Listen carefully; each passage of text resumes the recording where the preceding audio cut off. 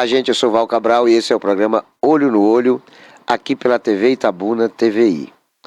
Nós estamos nos aproximando das decisões sobre quais serão os candidatos majoritários que os partidos anunciarão para as próximas eleições.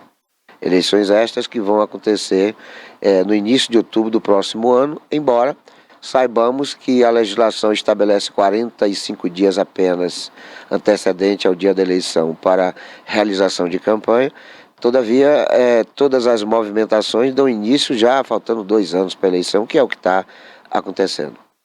Então, alguns partidos foram federalizados, por exemplo, o PSOL está federalizado com a Rede Sustentabilidade. Os dois partidos são como se fossem apenas um partido. A federação também do PSD com a Cidadania, Partido de Cidadania, e a federação do PT, PCdoB e PV. Nós temos 3 federações dentre os 33 partidos registrados no país, com credencial para concorrer e lançar candidatos majoritários e proporcionais em eleições municipais do próximo ano. Todavia, a gente pensa que, embora a eleição se restrinja a esse espaço, esse período que a legislação, a lei eleitoral estabelece, nós estamos sempre assistindo a algumas movimentações de pré-candidatos. Eles podem serem anunciados como pré-candidatos, como pré-prefeituráveis, como pré-candidatos a vereadores, mas eles não podem se intitular como candidatos, porque só serão candidatos depois de passarem por uma convenção que ocorrerá, essas convenções ocorrerão em junho do ano que vem, e depois de 15 dias já registrado, já deferido pela Justiça Eleitoral, eles enfim podem anunciar os seus respectivos números e dizerem que são efetivamente candidatos. Eu tenho um sonho, eu tenho um sonho já de muito tempo. Eu não sou muito ambicioso, mas tenho um sonho de ser vereador em Itabuna. Não sou candidato, mas eu nutri por muitos anos e ainda tenho esse sonho. E por que esse sonho ainda não está consistente? Eu fui candidato em 2012 e eu tive 389 votos e eu saí do processo bastante ressentido, porque eu me senti judiado pelo eleitorado. Eu achava que eu tinha que ter uma votação maior em função não daquilo que eu achava que estava pertinente ao que eu acreditava, ao que eu agia, ao que eu falava e ao que eu pensava para a comunidade, sobretudo sobre as coisas que eu já fizera em Itabuna. Eu sou membro fundador do GAPA, sou membro fundador da Pastoral Carcerária, eu sou membro fundador do Conselho da Comunidade, eu tenho diversas inserções em coisas que foram criadas em Itabuna, e eu tenho inserções em quase todo o segmento da sociedade. Eu me sentia credenciado a ter uma votação maior. E não sei por que razão, não sei se por conta de uma antipatia, não sei se por conta... Enfim, alguma coisa me fez com que eu não chegasse a ter 400 votos. E por isso eu saí muito ressentido, quase que desvencilhando-me desse sonho de ser vereador. Mas saí compreendendo o processo. O que mais me deixara ressentido não foi a votação em si. Foi o fato de, naquele momento, Rui Miscócio ter sido reeleito vereador e eu não ter sido eleito vereador. Eu achava, eu até acho ainda, que eu sou uma pessoa muito proativa, muito mais conveniente para as questões parlamentares do que o próprio Rui Miscócio, conhecido como Rui Porquinho, que inclusive já foi presidente da Câmara, já foi vereador, parece que por 2 mandatos. Portanto, eu me senti realmente magoado, judiado com aquele resultado, mas compreendi. E é por isso que eu vou chegar a esse assunto agora, que é a questão da democracia, a tão encantada democracia no Brasil. Assim, quando houvera no ano retrasado movimentos relacionados a algumas falas do do então presidente Jair Bolsonaro, alguns partidos de oposição, ou quase todos, fizeram uma carta chamada Carta pela Democracia. E essa carta foi assinada, dentre outros signatários, pelo PCdoB. E eu falei, mas que piada sem graça. PCdoB assinando uma carta pela democracia. Todos nós sabemos que nos países onde o comando está sobre a direção do PCdoB, é proibido falar de democracia. É proibido qualquer tipo de manifestação, de expressão de liberdade. É proibido qualquer ato público. É proibido partidos políticos e até igrejas. Eles não permitem, porque em igrejas, sobretudo na católica, a homilia normalmente serve para as críticas contra os governos ou para a realidade vigente. As igrejas evangélicas, que normalmente não se envolvem nas questões ideológicas de política, elas também usam seus cultos, as suas ações de evangelização, muito tipo expressando opiniões que nem sempre são ligadas à política, mas que os comunistas entendem aquilo como um agravante. Então você não tem em país nenhum funcionamento de igrejas e de partidos políticos. A Igreja Católica não é somente uma religião, não é somente uma igreja, é um Estado. A Igreja Católica é como se fosse um país. O Papa, que é o líder maior dos católicos, é como se fosse um presidente de uma nação. Então, onde possui uma igreja católica, e aí eu vou citar o caso de Itabuna. Itabuna tem um bispo. Todos os bispos de qualquer país ou de qualquer lugar onde esteja neste planeta, ele é um diplomata do Vaticano. É como se ele fosse um cônsul. O arcebispo é o embaixador e o bispo é o cônsul. Na diplomacia, são articuladores, são representantes daquela nacionalidade. Então, o bispo de Itabuna é um cônsul de um país chamado Vaticano. Então, a Igreja Católica não é somente uma igreja, uma religião, né? Diplomaticamente é uma nação, é um país. Pois mesmo assim, em Cuba não existe igreja católica, na China não existe igreja católica, na Coreia do Norte, Ave Maria, é onde não tem mesmo. Né? Em Laos, que é outro país comunista, no Vietnã, que é um país comunista, nesses países comunistas não existem igrejas, não existem partidos e não existem manifestações de liberdade de expressão. Mas aqui no Brasil, paradoxalmente, os comunistas assinam a carta pela democracia. É uma hipocrisia, uma coisa esdrúxula quando você vai dar uma conotação de compreensão do que efetivamente estão pretendendo. Porque nós sabemos que comunistas não combinam com democracia. Quer ver? Vou dar um exemplo. Os comunistas aqui, eles comandam o sindicato dos comerciários. Há muitos anos eles fazem isso. Né? Há mais de 3 décadas eles estão mandando e desmandando e mamando no sindicato dos comerciários. Eles também mandam no sindicato dos bancários. Quem quiser que ouse lançar uma chapa de oposição, a vida do sujeito vai virar um inferno. Ele vai ser vilipendiado, ele vai ser difamado, caluniado, perseguido. Pode ter certeza que todas essas práticas tirânicas que a gente testemunha, que a gente noticia e que a gente tem conhecimento que acontece em países sob o comando dos comunistas, é o que acontece quando alguém ousa se opor a um poder comunista em sindicatos em Itabuna, em qualquer cidade desse país. Então, todo comunista é por excelência um hipócrita. Todo comunista tem, por ideologia, um distanciamento muito grande do cristianismo. Não tem como conciliar cristianismo e comunismo. Mas os comunistas estão nas igrejas, inclusive nas evangélicas. Não dá para entender um pastor, não dá para entender um padre, um coroinha, não dá para entender ninguém do clero, ainda que seja do baixo clero, de uma igreja católica ou de uma igreja missionária, de uma igreja evangélica, é filiada ao PCdoB. Não dá para entender. É como se eles estivessem sendo, tipo assim, ingratos com os seus irmãos de fé de países onde os comunistas comandam. Porque como é que eu posso ser cristão na sua realidade fidedigna de ideologia, de crença, de fé, e me filiar ao PCdoB, que adota uma política de solidariedade, de compartilhamento e de afinamento com a ideologia de países comunistas que perseguem os meus irmãos na fé?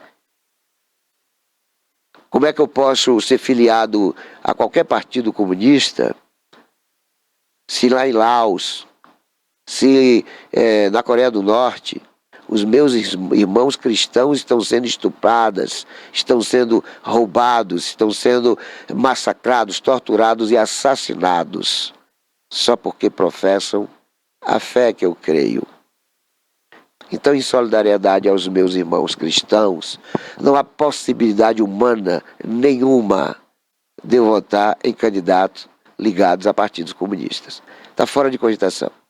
E toda vez que eu me deparo com alguém religioso filiado ao PCdoB, eu estou diante de um hipócrita, de uma pessoa cínica, de um mequetrefe, de uma pessoa que está como cristão, como tiveram todos aqueles que gritaram Barrabás há pouco mais de 2000 anos. Então não dá para a gente conciliar a democracia pelo que a gente está vendo aqui neste país.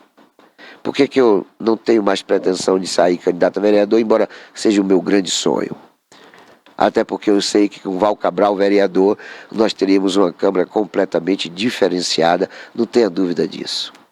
Porque nós temos muitos que são virilhadores, ou seja, estão mais na virilha do prefeito do que efetivamente assumindo um cargo parlamentar. Muitos são variadores, porque variam muito de posição em conformidade aos interesses pessoais e muitas vezes inconfessáveis. Muitos são vereadores, porque só aparecem na Câmara de verão em verão. Então, precisava de um Val Cabral ali. Mas está fora de cogitação. Não sou candidato. Por que eu não sou candidato? Não sou candidato porque o eleitorado que vai decidir sobre quem votar, ele não chega a 20%. 80% do eleitorado, no mínimo, é claro que eu estou aqui fazendo conjecturas, né, mas que está dentro daquilo que eu creio. Mais de 80% do eleitorado vai para as urnas já manipulado, já sabendo em quem vai votar, porque é um voto alienado ou um voto comprado. Eu estou me referindo aqui a mais de 80% do eleitorado. Então, não adianta eu apresentar as melhores ideias, as melhores propostas, não adianta eu me estabelecer como qualificado para exercer o parlamento, a função de vereador, não adianta eu dar convicção para o eleitorado de que eu sou uma pessoa oportuna para o exercício da função parlamentar, não adianta porque essa pessoa já está alienada ou ela já está comprada. Não adianta, eu vou estar perdendo tempo ali. Os pouco mais de 20% do eleitorado que vota por consciência, vota por sabedoria e vota por entender que aquele candidato tem realmente condições de bem o representar, ele está com condições de bons projetos, ele apresenta boas ideias, boas propostas, tem uma conduta ilibada, é uma pessoa proativa na sociedade, tem inserções em diversos segmentos, é uma pessoa útil para a comunidade, sobretudo no propósito de engrandecê-la e de aperfeiçoá-la. Então esses candidatos, eles são muitos, embora os eleitores não sejam tantos. E há uma pulveralização, há uma subdivisão de eleitores, porque também candidatos bons não são poucos, né? Você tem aí, eu diria que no mínimo 100 candidatos, que são candidatos bons para assumirem as 21 vagas da Câmara Municipal do Poder Legislativo itabunense. Então você tem aí algumas centenas de uns 100 candidatos para o eleitorado e no final, ao serem subdivididos, eles acabam não elegendo ninguém. Muitos desses que são eleitores conscientes, por alguma razão, não vão à urna, né? Talvez por conta de tanta demonstração de desqualificação do parlamento, eles acabam tomando rumos diferentes do que eu entendo ser lógico no processo democrático, porque eles votam em branco, votam nulo ou se abstêm. Estou me referindo aqui a um contingente de quase 30 mil eleitores em Itabuna, que seriam suficientes para eleger 21 vereadores, pois estes acabam tomando rumos que não contribuem para o processo democrático. Porque quando se vota nulo, quando se vota em branco, ou quando se abstém, você acaba terceirizando aquilo que lhe pertence, que são decisões de em quem votar ou em quem não votar. Então, quando a pessoa não participa do processo de escolhas dos vereadores, do prefeito e do vice, estas pessoas acabam perdendo a autoridade moral de reclamar. Eu só posso reclamar do prefeito ou da prefeita se eu votei, ainda que não tenha sido em quem ganhou. Eu só posso dizer que o vereador é ruim ou bom se eu tiver votado para vereador em alguém, ainda que seja alguém que não logrou êxito na sua tentativa de ser eleito. Eu só posso dimensionar a importância e a qualidade de um parlamentar municipal se eu estiver frequentando as sessões ordinárias e extraordinárias do Poder Legislativo. Porque como é que eu vou dimensionar o tamanho de um vereador? Como é que eu vou poder afirmar que vereador é bom ou ruim se eu não estiver ali testemunhando em loco as suas atividades, as suas participações no Poder Legislativo? Porque eu não posso tomar decisões, eu não posso dizer sobre a qualificação ou desqualificação de um parlamentar se eu não estiver observando, se eu não estiver vendo o que está acontecendo. Eu não posso me embrenhar pelas conversas, muitas vezes nem sempre verdadeiras, de pessoas que dão uma conotação a determinado político sem que tenha seguido o político, sem visto, ouvido, presenciado as suas atuações, porque é tudo muito transparente. Você não é impedido de entrar na Câmara Municipal. A Câmara Municipal tem ar-condicionado, tem água disponível, o som é bom, é audível, você tem acomodações que são confortáveis e você tem uma Câmara que é de fácil acessibilidade, porque ela está fixada no centro da cidade. Embora seja do Barra da Conceição, mas ela está ribeirinha, está bem próxima ali da passarela. Então, se você se desloca para o centro, do centro para a Câmara, é muito fácil, são 160 metros, basta atravessar a passarela e você já está praticamente dentro da Câmara. Então, não tem justificativa das pessoas não estarem com esse compromisso comunitário de eventualmente ou esporadicamente estar participando de algumas sessões. Não precisa participar de todas, né? Mas o que é que a gente vê? São 21 vereadores. Eu quase sempre estou lá, quase sempre estou na Câmara. Eu não falo só a Câmara de Itabuna. Eu vim recentemente de Eunápolis, onde passei 5 anos, e quase todas as sessões eu estava lá frequentando. Toda vez que eu viajei, eu conheço o Brasil quase todo, conheço mais de 300 cidades da Bahia, sou uma pessoa muito viajada, e sempre que eu chego numa cidade tem 2 coisas que eu priorizo dentre as minhas necessidades. Eu frequento a Câmara porque a Câmara é o lugar onde você tem pelo menos uma noção da imagem da sociedade, porque ali estão todos os segmentos representados. Ali existem gostos e desgostos para todas as tendências sociais. E eu ouço o rádio, né? São 2 coisas que eu faço em todas as cidades onde passo mais de um dia. Se eu cheguei numa cidade para pernoitar, no dia que eu chego, no dia que eu já estou de partida, sendo que eu vou ficar somente 1 ou 2 dias ali, pode ter certeza que foi em dias de sessões na Câmara, ali eu estarei. Muitas vezes sem conhecer nenhum vereador ali, mas eu vou à Câmara e ouço o rádio. Porque dessa forma eu sei da cultura do lugar, né? Eu conheço a história do lugar, né? E é por isso que eu digo que a democracia é importante, porque ela leva até a Câmara tudo o que há de bom, tudo o que há de ruim numa sociedade. Porque você tem vereadores que são de condições deploráveis, são assim aberrações no que diz respeito à conduta do indivíduo. Mas você tem uma maioria que é de gente de conduta ilibada, gente que sabe se comportar, né? Então você dimensiona aí, bota na balança os pratos dos prós e dos contras e faz a sua própria concepção sobre a qualidade daquela sociedade através daquela representatividade parlamentar.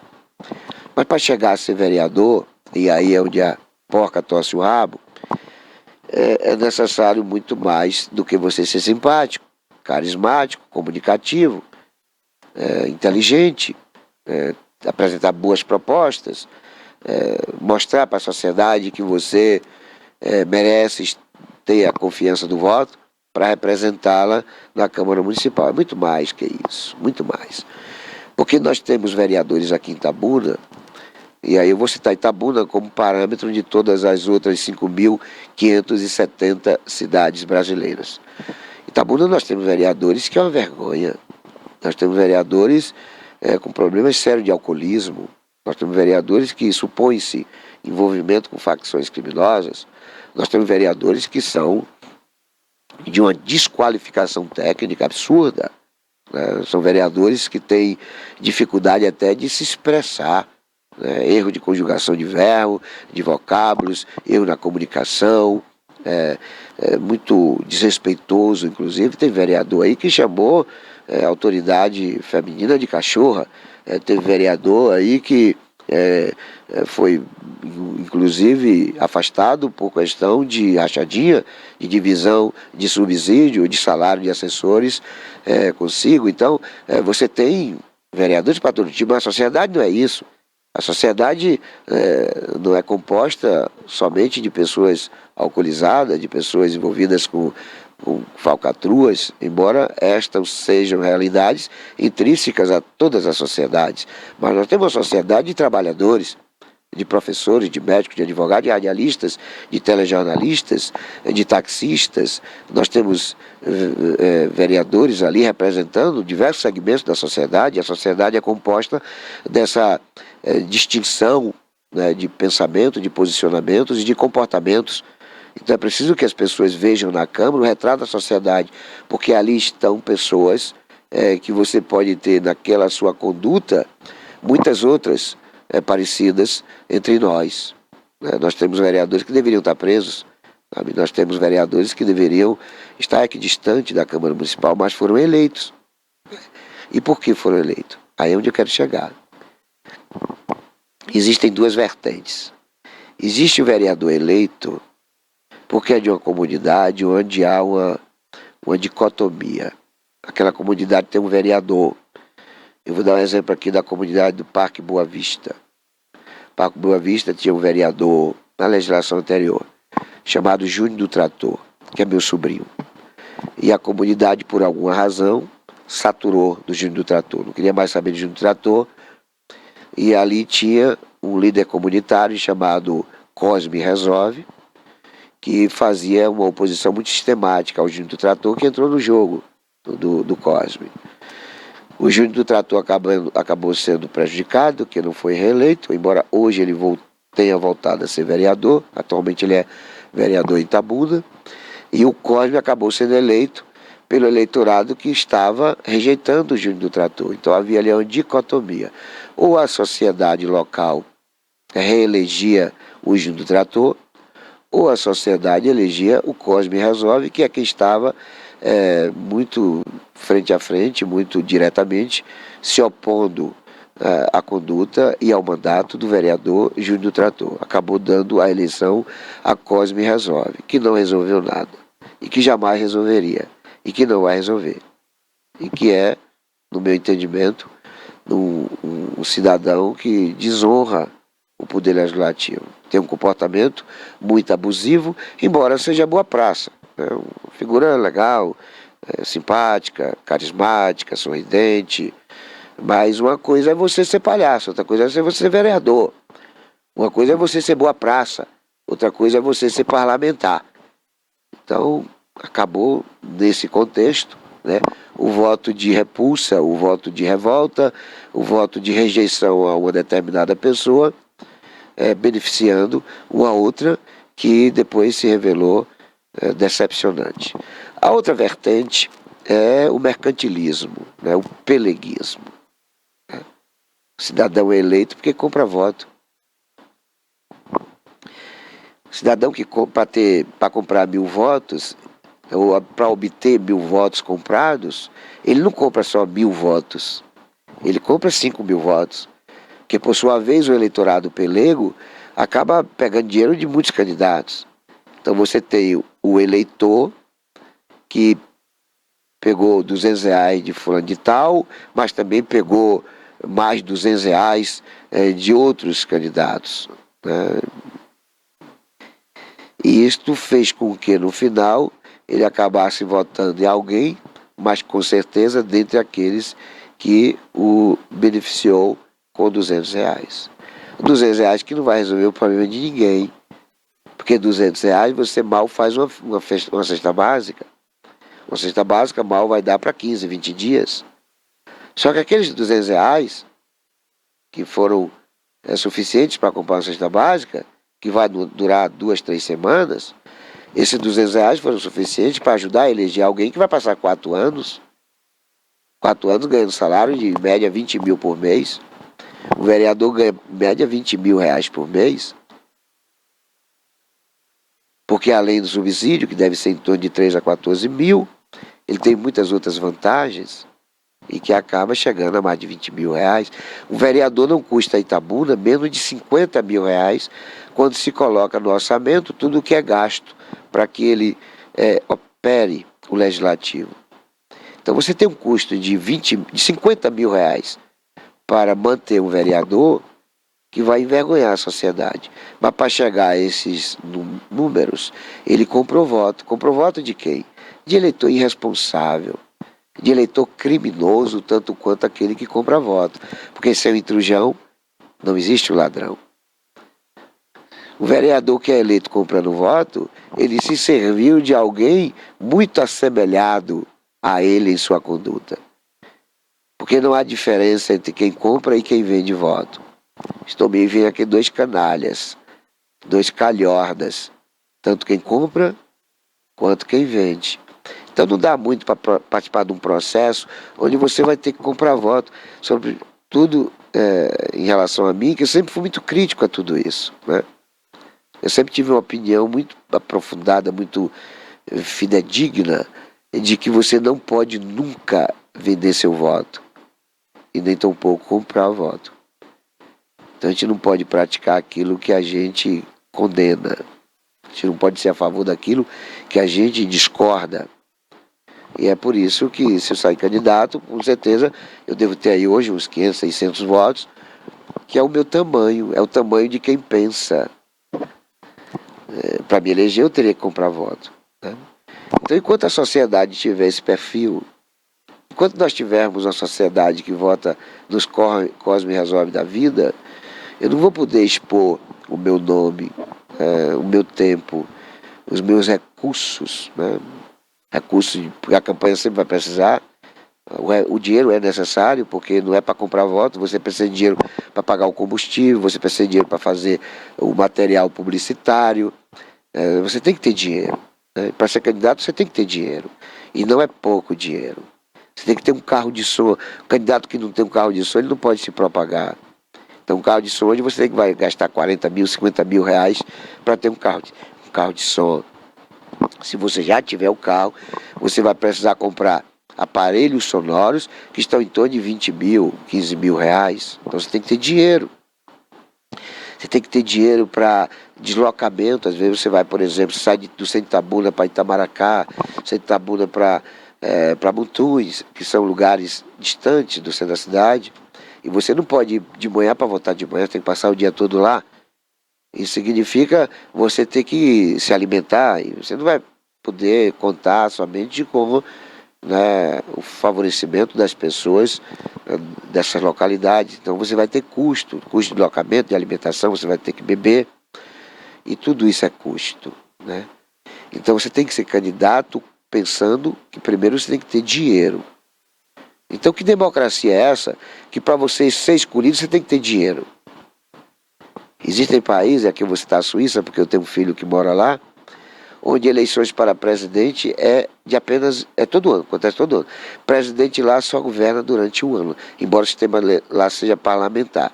O senador, meu filho certa feita se deparou com um cidadão no restaurante, e o cidadão sentou com uma pessoa comum e no bate-papo, meu filho acabou descobrindo que aquele cidadão era um senador federal, um senador do país. Parecia uma pessoa comum, porque o senador lá, ele transita de bicicleta, ele não tem assessor, ele mesmo lava a roupa dele. Lá não tem essa coisa que aqui no Brasil, o senador tem mais de 2.000 assessores, ganhando 20 mil, 30 mil por mês. Na Suíça não existe isso, sabe? O vice-governador da Bahia tem 40 policiais para dar segurança a ele, 40 policiais. A população não tem um.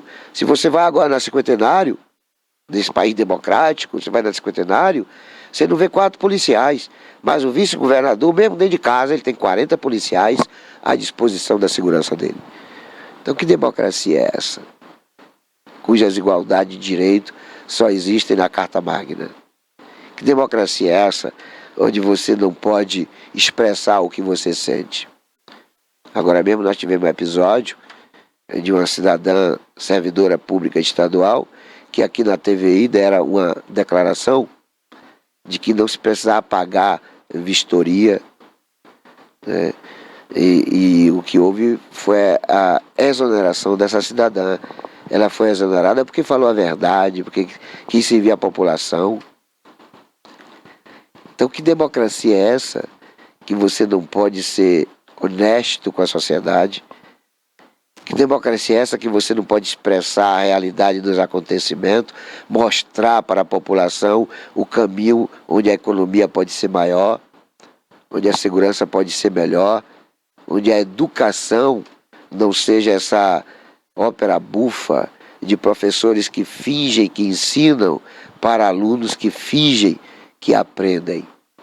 Basta ver o resultado do Enem, dos concursos, das provas que são feitas, que você vai ver aberrações de conjugação de verbo, de pessoas escrevendo 7 com C, e eu não estou me referindo aqui à turma do primeiro grau, estou me referindo à turma que está querendo entrar no terceiro grau, que já passou pelo segundo grau e que permanece escrevendo nós vai, a gente vamos e 7 com C. Então essa é a educação que nós temos. Na minha época de estudante, você não saía da 4ª série para a 5ª série ou para admissão se você não tivesse domínio das 4 operações matemáticas e se você não dominasse o português. Eram as 2 ciências mais exigidas para o qualificar como aprovado para o próximo ano. Você podia até ter deficiência na geografia, na história,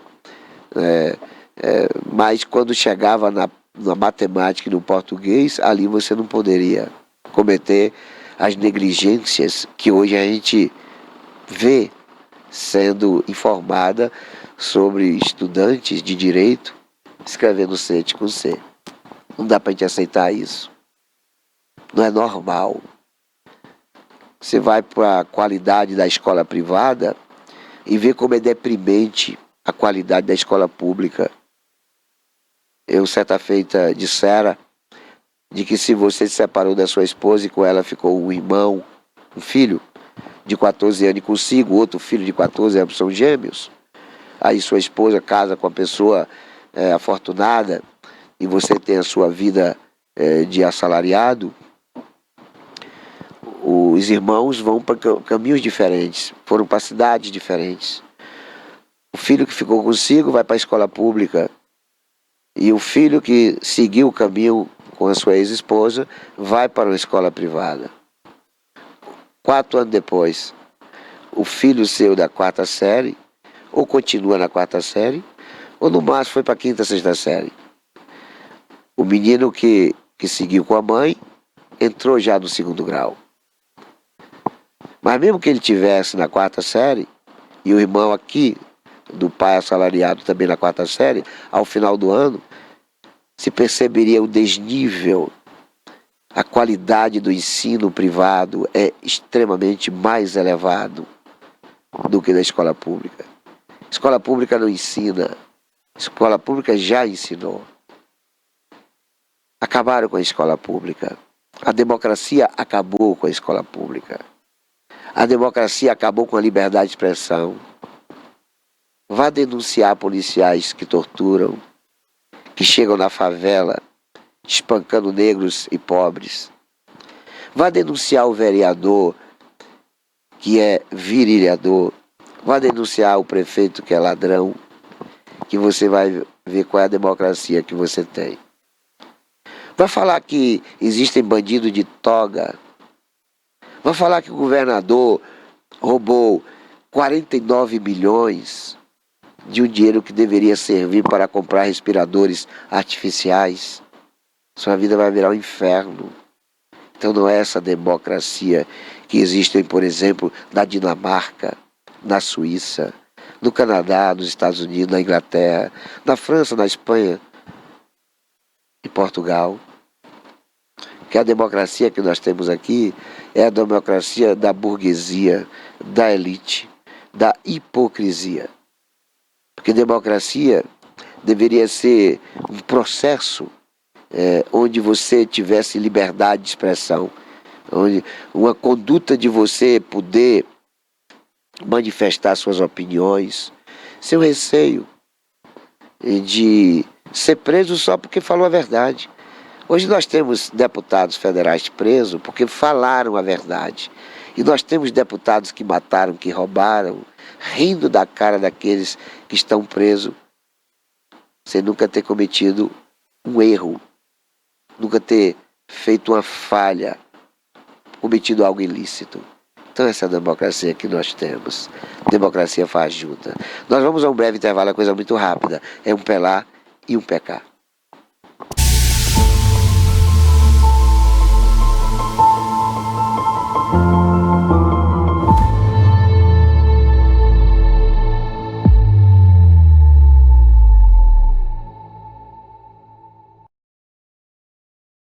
Criada em 2005, a TVI se tornou a primeira emissora de TV por assinatura fora do eixo Rio-São Paulo, transmitida pela operadora TV Cabo para mais de 40 mil espectadores em Itabuna e Ilhéus. Com uma programação 24 horas no ar, a TVI chegou a fazer 6 horas de programação local diária ao vivo, revelando talentos para a televisão baiana.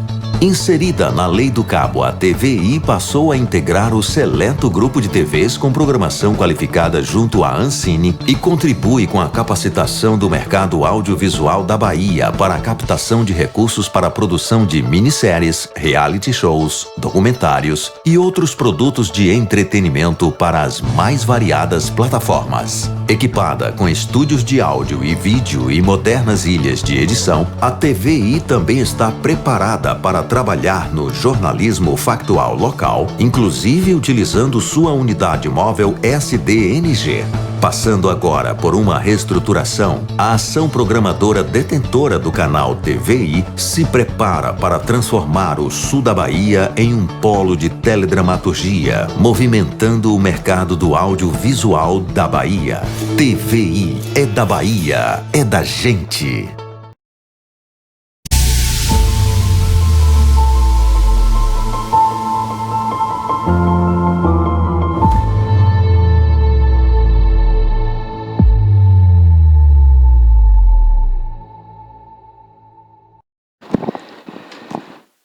Olá, gente, eu sou Val Cabral e esse é o programa Olho no Olho, aqui pela TV Itabuna, TVI. Já que falávamos sobre democracia, a gente não pode deixar de falar também de comunicação, de imprensa. Eu estou na comunicação há mais de 40 anos, há exatos 42 anos. Já passei por tudo que você imaginar de veio de comunicação. Revistas, jornais, blogs, site, televisão, enfim. Eu gosto de comunicação. Muitas pessoas disseram para mim várias vezes que eu deveria ser advogado. Não sei por que razão que eu deveria ser advogado, mas eu nunca tive interesse. Acho bonito o direito, mas nunca tive interesse. Hoje, se eu fosse advogado, estaria deprimido em decorrência das instâncias superiores do direito, da jurisprudência que nos envergonha. O STF me envergonha, não me representa. O STF não é para mim um espelho do que eu imagino ser uma justiça justa e legalista. A desembargadoria, nós temos 61 desembargadores na Bahia e eu não vejo um apenas em condições de me fazer ser representado no meu direito, assistido pela Carta Magna, de que a justiça ela é inerente ao indivíduo, pertence a todos. Está intrínseca a todos nós. Não pode ser parcializada, não pode ser dividida, não pode ser preconceituada, não pode ser é uma justiça boa para uns e ruins para outras pessoas. Mas não é isso que a gente vê. Então, dentro desse contexto, a comunicação tem um poder extraordinário quando tem liberdade de expressão. Porque eu faço, por exemplo, uma comunicação que é parcial. Não tenha dúvida, eu nunca neguei isso. Por exemplo, você nunca vai ouvir de mim alguma coisa que seja relacionada a benefício do presidente da República, o Lula. Ele pode até ter coisas boas, e tem, deve ter coisas boas. Mas as coisas ruins são tão grandes, sabe? Que tem tanta gente falando das coisas boas dele que eu prefiro caminhar pela seara das críticas. Então eu sou crítico do presidente Lula, sou crítico do ministro da Casa Civil, Rui Costa, sou crítico do governador Jerônimo Rodrigues, mas eu sou aberto e tenho o entendimento de que devam existir veículos de comunicação que propaguem, né, o seu lado positivo, que existe, é claro, né? O governador Jerônimo parece que ele vem com uma roupagem diferente, ele parece ser uma pessoa mais humilde, mais participativo, né? Estou torcendo muito que o governador Rodrigo Jerônimo ele traga para a Bahia uma nova imagem, né? Uma nova forma de governar, mas sobretudo de maneira transparente, de maneira justa, legalista. E nós da imprensa temos os nossos interesses pessoais, muitos são baseados em coisas que a gente não pode sequer expressar, isso é um fato, é 100% assim. Do que você encontrar um radialista, jornalista, telejornalista, dizendo que é democrático e tal, duvide dele. Porque é difícil você ter uma imprensa que não seja imparcial, que seja parcial. As imprensas, todos os seus veículos de comunicação têm suas tendências, têm seus interesses, têm seu lado. Toda a imprensa é assim. Agora, isso não significa dizer que você não possa ser uma pessoa normal como comunicador. O que é uma pessoa normal? Você ser contra o PT ou ser a favor do PT não desqualifica você como comunicador. O seu telespectador, o seu ouvinte, o seu leitor, já sabe do seu perfil. Não vai esperar outra coisa. Então, para você que é usuário da imprensa, você vai ouvir o jornalista que é a favor do PT e você vai ouvir aquele que é contra. E aí depois você vai ter a sua própria racionalidade sobre essas duas opiniões. Opiniões controversas. Um é a favor, outro é contra. Mas se você ouve somente aquele que é a favor, você também terá uma opinião parcializada e vice-versa. Então a imprensa ela tem uma importância muito grande para o indivíduo que sabe usá-la. Mas tem segmento da imprensa que é uma aberração, é uma coisa que não tem lógica, não tem sentido. Um radialista se vangloriar de ser jabazeiro. Jabazeiro é o caixa 2. Jabazeiro é aquele comunicador que recebe dinheiro para falar bem de alguém ou para falar mal de alguém. Normalmente esse dinheiro vem por debaixo do pano. É o caixa 2. Isso é chamado de jabá na imprensa. Eu diria que a maioria tem muito a ver com isso. A maioria tem sido beneficiado com o jabá. Mas aquele comunicador que, independentemente do jabá, ele usa expressões chulas, ele é bastante agressivo, ele insulta as pessoas, entendeu? Pessoas de bem. Quando você critica um corrupto, quando você chama um político ladrão de ladrão, porque ele é ladrão, você não está praticando um insulto. Você está expressando aquilo que muita gente gostaria de manifestar, mas que por alguma razão não tem o instrumento, que é um microfone, que é uma câmera de televisão, ou um aparelho de rádio, um estúdio de rádio, para poder expressar aquilo que a maioria gostaria de fazê-lo. Então chamar político corrupto de ladrão não é desrespeito, não é. Pode até ser ter uma conotação áspera, mas não é desrespeito. Mas você não pode chamar de ladrão alguém que não é ladrão, alguém que não roubou, ou alguém que roubou, mas cujo processo está em andamento, não se chegou à conclusão das investigações, o sujeito não foi condenado, todo mundo sabe que é ladrão, mas não tem como você chamar de ladrão, porque você não está fundamentado em documentação que ali possa lhe dar sustentação em sua declaração. Mas alguns políticos eu chamo de ladrão, quem me acompanha sabe disso. Mas todos aqueles que eu já chamei de ladrão é porque foram primeiro investigados, depois processados e depois condenados. Eu só chamo de ladrão quem passa por essa trajetória.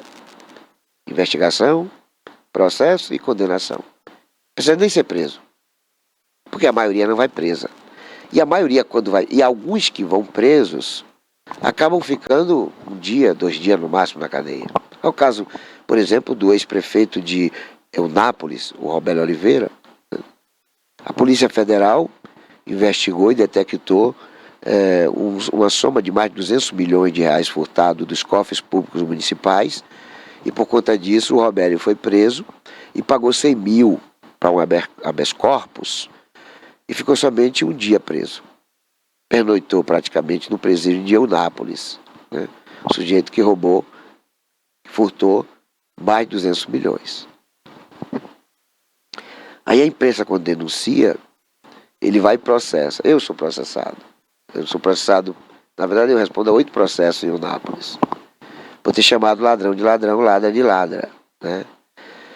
Esporadicamente eu estou nos tribunais tendo que participar de audiência. Recentemente eu tive uma com a deputada Cláudia Oliveira, que é a esposa do Robélio, foi prefeita de Porto Seguro, aquela que disse que de 2 bilhões ela ficaria com 1 bilhão.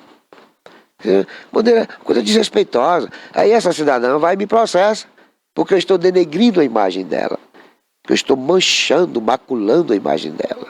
Foi ela que se sujou ao declarar, no episódio que foi bastante propagado nacionalmente, a Rede Globo fez isso de maneira ostensiva, ela mesma debochando, declarando que na construção de uma ponte que custaria 2 bilhões, ela ficaria com 2 bilhões. Aí veio com a conversa de que não falou de bilhão, falou de agulhão. Quer dizer, uma história de um bagulhão. Mas quando a gente denuncia isto, aí a gente é processado, né? O processo está rolando aí, vamos ver onde é que vai dar. Então, sempre que há esse tipo de situação, o que efetivamente a gente percebe é que há uma democracia que inibe a comunicação, que inibe a imprensa de expressar aquilo que efetivamente acontece. A Cláudia nunca vai poder dizer que ali ela se referiu, ela pode até dizer que foi uma brincadeira, sabe? Mas não, ela usou outro tipo de defesa. Dizer que não estava roubando 1 bilhão de 2 bilhões, ela poderia dizer que não, aquilo ali foi uma bravata, aquilo foi uma mentira, foi uma brincadeira, mas ela falou.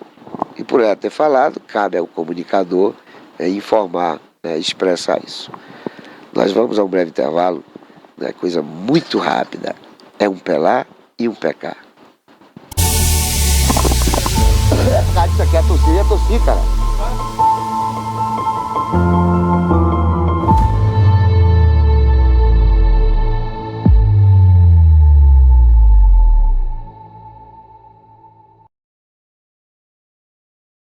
Criada em 2005, a TVI se tornou a primeira emissora de TV por assinatura fora do eixo Rio-São Paulo, transmitida pela operadora TV Cabo para mais de 40 mil espectadores em Itabuna e Ilhéus. Com uma programação 24 horas no ar, a TVI chegou a fazer 6 horas de programação local diária ao vivo, revelando talentos para a televisão baiana.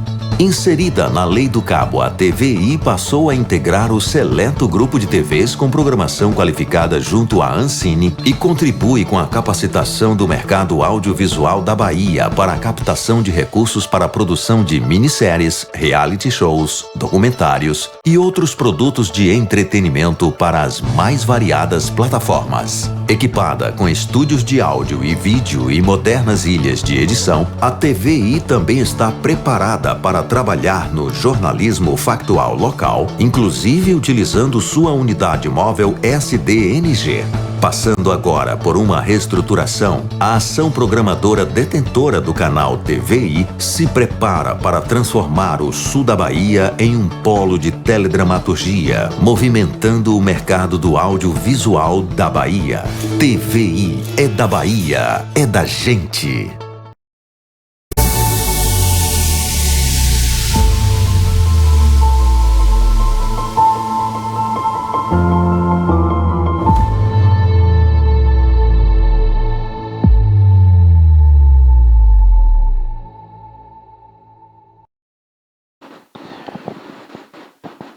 É isso aí, gente. Eu sou o Val Cabral e esse é o programa Olho no Olho, aqui pela TV Itabuna TVI.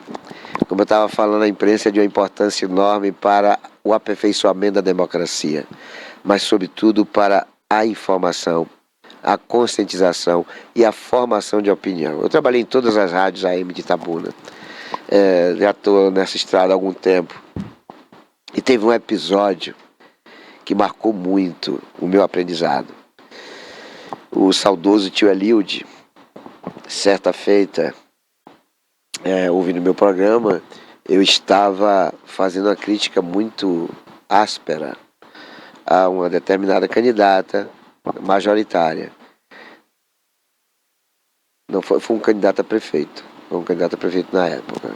Estava fazendo uma crítica muito áspera. E aí, a gente conversando, ele falou: Val, olha, deixa eu te falar, o microfone é uma arma extremamente poderosa. Nem todas as verdades podem ser expressadas e todas elas, quando forem faladas, a gente deve saber usar as palavras para não machucar as pessoas, mas sobretudo para não causar consequências que não são da nossa vontade. Aí ele falou: você às vezes quando critica essa pessoa, ele sabe quem é que está criticando. O que é que essa pessoa faz? Essa pessoa se sente muito agredida. Como ela não vai poder fazer nada contra você, até porque tudo que você falou dela é verdade, mas é uma verdade que a incomodou, que a deixou meio para baixo, que a constrangeu, ela vai ter que dar murro em alguém. Ela vai ter que descontar a insatisfação que tem contigo na primeira pessoa vulnerável que ele encontrar. Quem é essa pessoa? É a empregada doméstica, é o filho, é o neto, né? É o motorista, é alguém da casta menor na sociedade, mas que está sobre ele. É ele que comanda essa pessoa, ele que paga essa pessoa. Então ele vai te contar a alguém. Então às vezes você pode estar prejudicando alguém que não tem nada a ver com quem você está criticando. Então tem que ter mais. Aí ele me deu umas aulas, ele é fabuloso, né? O saudoso tio Elilde, um comunicador fabuloso, radialista, foi vereador inclusive. E aí ele me contou uma história. Ele me disse que uma certa feita, eu gosto muito de contar essa história para dar uma qualificação melhor nessa questão da comunicação. Ele falou assim: olha, uma certa feita, uma garota de 16 anos ficou grávida e ela não sabia de quem, porque ela tinha vários namorados. Só que o pai dela era um policial civil da época, muito tipo assim, truculento, era muito violento esse policial, muito conservador. E ela sabia que o pai jamais aceitaria, né, ela grávida, sobretudo de alguém que não tinha, que não era identificado. E aí ela não teve outra ideia que não a de se matar. Morava ela e o pai sozinho, a mãe já era falecida. Ela esperou o pai entrar no banheiro, o pai foi tomar banho, ela sabia que o pai deixava a arma em cima do guarda-roupa. Ela pegou a arma, ela sentou na cama, a arma cano longo, ela apontou a arma para a boca, ela botou a arma, o bico do cano da arma na boca, com a pretensão de acionar o gatilho. E durante esse período todo, ela estava ouvindo um programa que na época era Rádio Clube, a Rádio Nacional era Rádio Clube na época. E aí, o tio Elilde é quem estava apresentando o programa, e ele falava coisas que se encaixavam perfeitamente naquilo que estava acontecendo, porque ele falava da importância da vida, ele falava que não tinha nenhum problema que não tivesse solução enquanto houvesse vida. E ele falava sobre a questão da morte, do suicídio, falando o que é que significava o suicídio no contexto do 7º mandamento, não matarás. E tudo que ele falava se encaixava perfeitamente naquilo que estava acontecendo com aquela adolescente. E ela estava atenta, ouvindo tudo, e não percebeu o tempo passando. Não percebeu que o pai acabara de tomar o banho, se arrumou, e que ao sair do banheiro se deparou com aquela cena. E aí ele, perplexo, foi lá, desarmou a garota, e a garota acabou revelando para o pai que ela realmente queria se matar por conta de que ele estava grávida, que ele não aceitar, que a vida dela acabou e tal. E isso, no dia seguinte, pai, filho e filha foram à Rádio Clube, que funcionava ali na Cinquentenário, quase de frente ao Bradesco, e ali ele foi agradecer a tia Lídia, dizendo: a minha filha está viva por conta de tudo que você dissera. E eu vim lhe agradecer, nós estamos aqui para lhe agradecer e tal, enfim. E acabou tudo se arrumando, e a criança hoje deve ter uns 30 anos e tal, e eles estão felizes aí. Os 3 estão vivos. Tia Lídia, infelizmente, é que não está vivo. Mas ficou essa lição, essa lição do poder desse instrumento. Esse instrumento é poderosíssimo, e a gente tem muito cuidado no que a gente fala, né? Porque o que a gente fala é verdade, mas nem todas as verdades precisam ser faladas. E às vezes, quando elas são expressas, ela tem que ser cuidadosa para que não fire pessoas, mas que não deixe pessoas com o sentimento de ter sido injustiçada, né? Então, por isso que quando eu falo de bandido, é porque é bandido mesmo. E de bandido tem que falar, não tenha dúvida. Mas de pessoas honestas, de pessoas sérias, éticas, a gente tem que ter o cuidado, mesmo quando elas falham, né, de usar a palavra não para a crítica em si, mas para a informação. Portanto, estamos encerrando o programa hoje aqui, agradecendo a todos que têm sempre nos prestigiado com a audiência. Muito obrigado, fiquem com Deus. E não se esqueçam jamais de que Jesus é o caminho, a verdade e a vida.